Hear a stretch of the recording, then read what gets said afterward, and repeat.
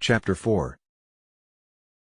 The wheels of the train clacked monotonously along the rails, and Jordan watched the Connecticut countryside race by. In another hour, he and Dr. Shaw would be at the Museum of Natural History in New York. The doctor sat reading, his briefcase close beside him. Jordan knew that inside it was the statuette, wrapped in a large handkerchief. Dr. Shaw looked up from his book. "We'll soon find a few more answers, Jody. Professor Fuller is the world's leading authority on paleography." Noting the puzzled look on Jordan's face, he chuckled. "It means a man who studies ancient writing. Maybe Fuller can give us some ideas on who made those hen tracks all over the bottom of your statue." Outside Grand Central Station, Dr. Shaw flagged down a taxicab and they headed uptown to the museum. It was the first time Jordan had seen the huge complex of buildings that made up the American Museum of Natural History. It looked like a Norman castle. Jordan and the doctor walked up the well-worn steps and into the museum. On their way to the elevator, they passed a gigantic Indian war canoe, and Jordan thought of the crude tools these warriors had used to fashion the vessel, only a few short centuries ago. Yet his precious discovery, so skillfully carved, might be a million times older. Upstairs, Dr. Shaw knocked on a door marked, "Department of Paleography, Conrad Fuller."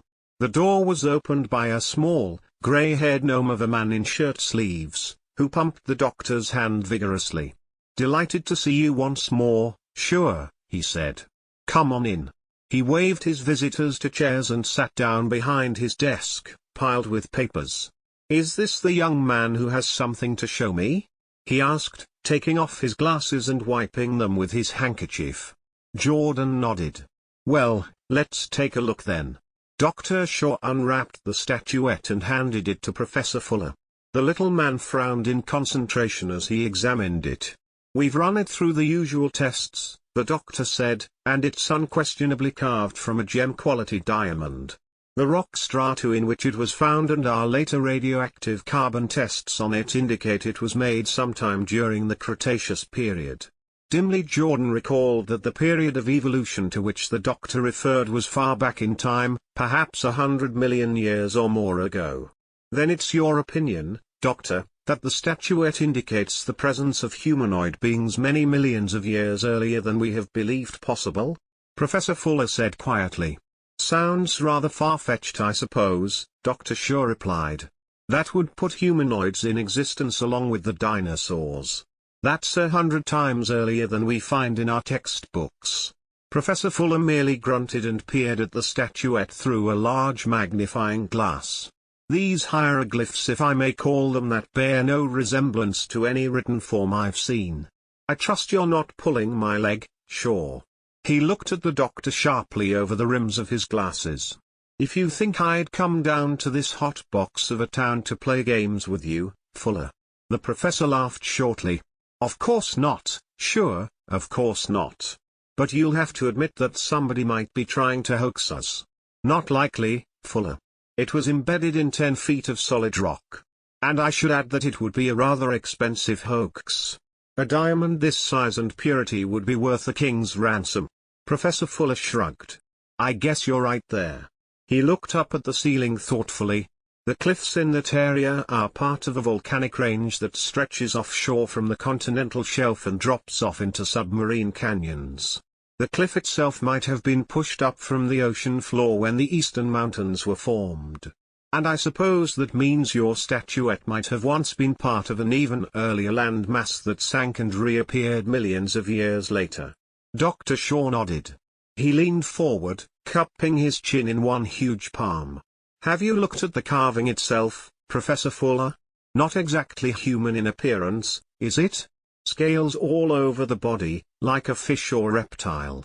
Eyes set too far apart for conventional human appearance, even granting the possibilities of evolution. Yet," here he hesitated, then plunged on, "he seems to be wearing some kind of clothing. A sort of coverall. And the work is definitely skilled." There was a knock on the door. A young woman came in, carrying a large paper bag. "Lunchtime, Professor," she said. "Some sandwiches and cake from the cafeteria," mumbled the professor. I thought we could save time by eating up here. Good idea, said the doctor, reaching into the bag. As they ate, they continued to talk. Finally, Professor Fuller pushed aside the food wrappings and began to thumb through some large volumes piled on his desk. For a while only the rustle of pages broke the stillness. Jordan jumped as the professor banged shut the last of the books. No. Nothing remotely resembles these scrawls, he snorted. Might as well have been made by the man on the moon. So where do we go from here? Dr. Shaw demanded. Well, of course I'd like very much to have your little statue photographed and analyzed here at the museum. It'll take some time to get any kind of a lead, I'm afraid. The professor chewed his lip thoughtfully. We might ask Sam Hartley about it too. More in his line, I suppose. Professor Hartley was chief geologist at the museum. Will you leave it with us? Jordan reluctantly agreed. Have it back in your hands in a week or two, said the professor. Meanwhile, have you any plans for searching the cliff area? Might be more artifacts around. We've done a bit of that, Dr. Shaw answered. Maybe we'll give it a real go this week. Fine. Hope you have good luck. Even though the little man said it quietly, Jordan could see the mounting interest in his owlish eyes. Dr. Shaw got up and they all shook hands. I'll have it returned to you by special messenger, Professor Fuller assured Jordan. And I suggest you give serious thought to placing it in trust with the university or the museum. If our little lizard man turns out to be genuine, it may be a most important find.